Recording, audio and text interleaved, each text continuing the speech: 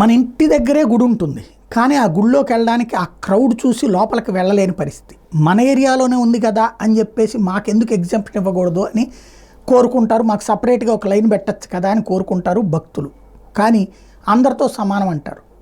అలా కాదు. తిరుమల తిరుపతి దేవస్థానానికి వచ్చే భక్తుల యొక్క ఒత్తిడి అంతా తిరుపతి మీదనే ఉంటుంది. అలాంటి తిరుపతిలో ఈవెన్ ప్రతి ఒక్కళ్ళు ఎవరెవరికి తిరుపతిలో ఉన్న వాళ్ళకి బంధువుల తాకిడి ఎక్కువ ఉంటుంది. ఎందుకంటే డబ్బులు ఎక్కువ ఉన్నటువంటి వాళ్ళు హోటళ్ళలో దిగుతారు, కానీ డబ్బులు తక్కువ ఉన్నటువంటి వాళ్ళు లేదా మధ్యతరగతి వాళ్ళు తిరుపతిలో ఉన్న బంధువులు ఇళ్ళకి వస్తుంటారు. దర్శనానికి అక్కడ టికెట్లు బుక్ చేసుకుని ఇక్కడ వీళ్ళ ఇంట్లో దిగేసి స్నానపానాలు గానించుకుని దర్శనానికి వెళ్ళొచ్చి అవసరమైతే రోజు రెస్ట్ తీసుకుని మరుసటి రోజు వెళ్తూ ఉంటారు. ఆ విధంగా ఎప్పుడు తిరుపతి వాళ్ళకి ఒక భారం ఉంటుంది, నిత్యం బంధువుల తాకిడి ఉంటుంది.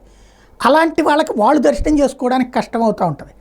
గతంలో ఒకప్పుడు రమణాచారి ఈవోగా ఉన్నప్పుడు, కరుణాకర్ రెడ్డి చైర్మన్గా ఉన్నప్పుడు, ఆ తర్వాత ఆదికేశ్వర నాయకుడు చైర్మన్గా ఉన్నప్పుడు కూడా తిరుపతి వాళ్ళకు ఒక రోజు కేటాయించి ఆ రోజున దర్శనాలకి అనుమతించేవాళ్ళు.